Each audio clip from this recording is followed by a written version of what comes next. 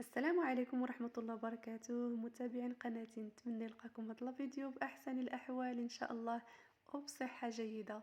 عائلتي وحبابي فيما كنتو كنسلم عليكم وكنتمنى تكونوا على أحسن ما يرام. اليوم البنات جيت نشارك معكم واحد الطويجين بالدجاج البلدي. غادي نبسط معكم الأمور بالنسبة للمبتدئات غير باش يعرفوا الطريقة باش كيتنصب الدجاج البلدي، كيجي رائع في المذاق. غادي نشارك معكم كذلك مقبله بالقرعه الصغيره اللي ما كنستغلوهاش بزاف في المطبخ الا في الكسكسو، كتجيب واحد المذاق خطير، كتجي رائعه. تابعوني ان شاء الله، نتمنى يعجبكم لا فيديو. على بركه الله، هنايا عندي واحد الطير ديال الدجاج اللي عندي في الفريغو، ممكن تستعملوه ولو انكم غسلتوه بنفس النهار، غير يكون مغسول بواحد 4 ساعات، واللي كان بيت يكون احسن. هنايا درت عليه معلقه صغيره ديال الزنجبيل، معلقه مع مراش صغيره ديال الابزار، معلقه صغيره ديال الملح، معلقه صغيره ديال الكركم اللي هو الخرقوم البلدي، وغادي ندير واحد ربع ديال الحامضه مصيره، 2 فصوص الثوم اللي غادي نحكهم رقاق، وغادي ندير شويه ديال الزعفران شعره، الزعفران الحور اللي كان متوفر. ما متوفرش ليكم ممكن ديروا ضامه ديال الزعفران باش تعطي مذاق الزعفران الحور. اكيد كاينين طرق كثيره لنصيب الدجاج البلدي، وانا اختاريت باش نشارك معكم هاد الطريقه اللي معتمده عندي وكتجي رائعه ولذيذ. هنايا كنضيف واحد نص كاس ديال الماء باش ديك العطريه تنزل ليا، وغادي تدخل ليا الدجاج مزيان. كنضيف 2 معالق ديال المعدنوس مقطع رقيق، عندي هنايا في المجمد، ممكن تستعملوا الطري اللي متوفر لكم. غادي نغطي على الدجاج ديالي ونخليه واحد 4 دقائق. هنا عندي واحد البصله كبيره اللي شلطها، وغادي نضيفها على الدجاج ديالي من بعد ما بدا كيتشحر ليا. كنفضل دائما نضيف البصله تكون مشلضه رقيقه، كتذوب وكتجي المرقه خاطره ومعسله، عوض اننا نقطعوها طرونش كبار. غادي نغطي عليه من بعد ما ضفت البصله، نخليه واحد شويه ونرجع نقلب اللحم باش ديك العطريه اللي نزلت لتحت تدخل ليا في اللحم مزيان.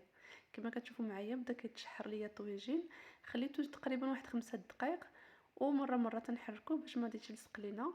اللي لاحظتوا معايا هنا، ما بديتش انني حطيت الدجاج ودرت الزيت، كنخلي العطريه والماء حتى كتشرب ليا مزيان هاد اللحم، تاخذ العطريه مزيان، عاد كنضيف الزيت. هنا ضفت زيت الزيتون، ممكن تستعملوا زيت المائده، كاس صغير ديال زيت الزيتون.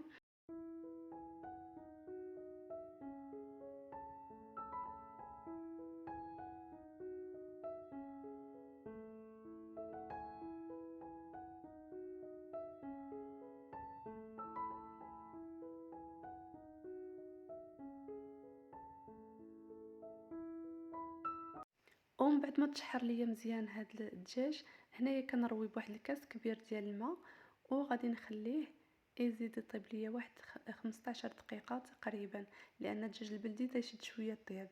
غادي نطيبو نص طيبه ونرجع نكمل معكم لا فيديو.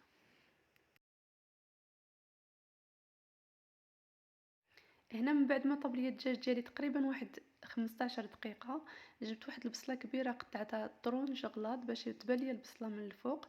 هذيك الاولى اللي درنا رقيقه راه كتذوب وكتعطي الختوريه للطاجين.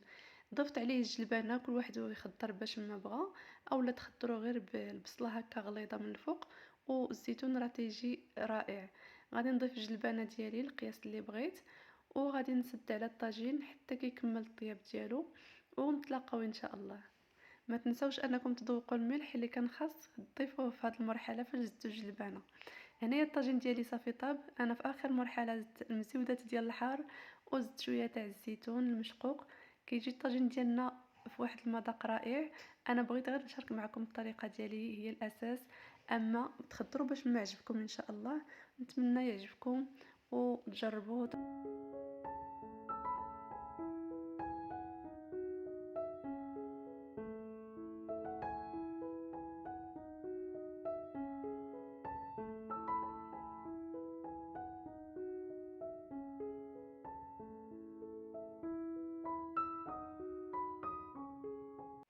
وننتقلوا للمقبله ديالنا ديال القريعه ولا الكوسه، اللي كنحتاجوا فيها قريعه القياس اللي بغيتو، كنقطعوهم دي طرونش بحال هكا غير بالموس، يكونوا رقاق.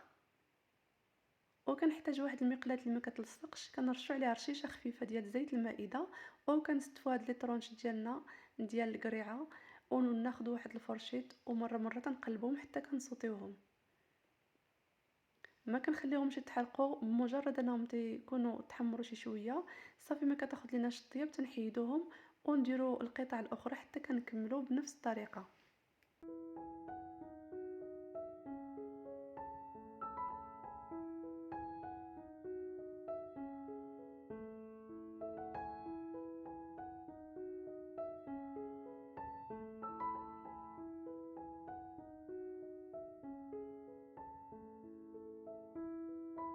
من بعد ما كملت الكميه اللي عندي ديال القريعه، كنحتاجو هنايا عصير نصف حامضه، وكنحتاجو زيت الزيتون، كنحتاجو واحد الفص ديال الثوم اللي كان كبير اولا جوج صغار، شويه ديال الابزار واحد راس معلقه صغيره، شويه الملح، جوج معلقات ديال المعدنوس مقطعين رقاق. غادي ناخد هاد الثومه والابزار والملح نضيفهم على عصير الحامض.